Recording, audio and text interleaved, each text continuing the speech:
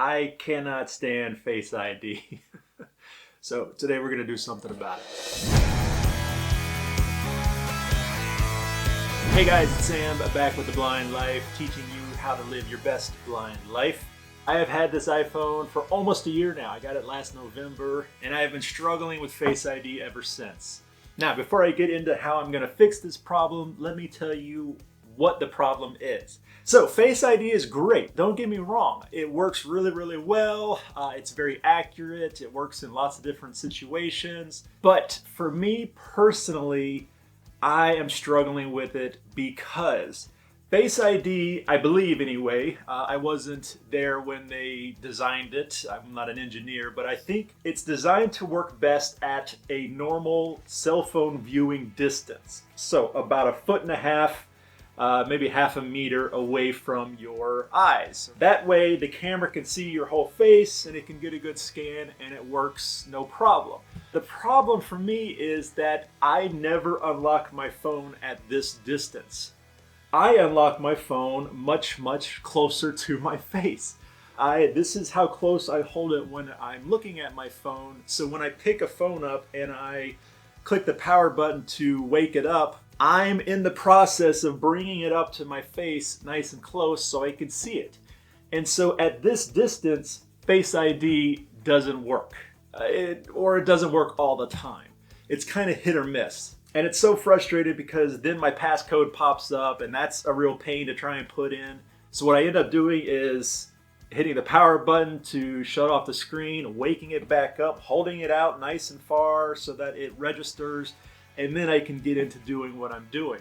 And that just slows everything down. It's a real productivity killer.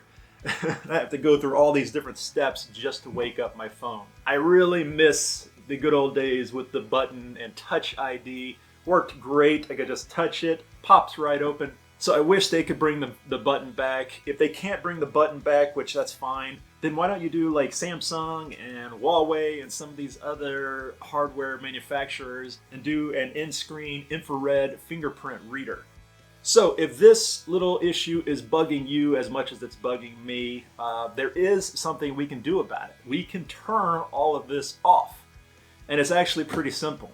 First, we need to go down to Face ID and passcode. Insert Face ID and passcode. Button. Passcode. 0 or 4 values entered. Put my passcode in real quick. Turn off Face ID iPhone unlock. For iPhone unlock. Off. And that did it. That turns off Face ID. However, now when I unlock my device, the passcode will pop up. So I don't want that either, so I'm going to turn that off as well. And that's further down here. Apple Pay on. iPhone. Turn passcode off. Button. There we go. Alert. Turn off passcode. Turn off passcode. Your Apple Pay card. Cancel. Button. Turn off. Button. Attention aware. Secure text field. Now to confirm this, I have to put in my Apple password. Once I do that, the passcode will be turned off also. Now whenever I need to unlock my screen, I can just swipe up and unlock it and it works great. I don't have to deal with that annoying Face ID. So, problem solved, right? Everything is right with the world. Well, not exactly. There's always going to be some trade-offs. One thing that I loved having Face ID for was for some certain apps that needed me to sign into those apps every time, like banking apps.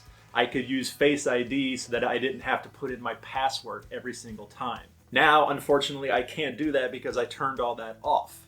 So that isn't entirely the end of the world. I only get into those apps every now and then.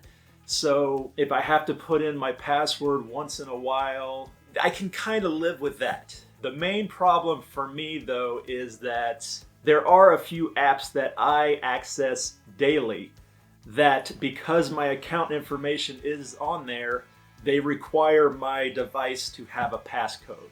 So because I turned all of that off, I can't use those apps right now.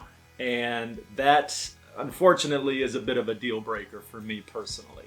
So although it drives me crazy, I'm gonna have to live with Face ID for a little bit longer anyway, but it might be different for you. So if you've been struggling with Face ID, and you don't have these other circumstances that force you to use it, then you might benefit from just turning it off and saving yourself a little bit of a headache. So there you go, guys. I hope you enjoyed that video. If you like this type of content, please consider subscribing to the channel. Turn on notifications so you'll be alerted every time I put out another video just like this one. As always, guys, Sam with The Blind Life. I'll see you next time.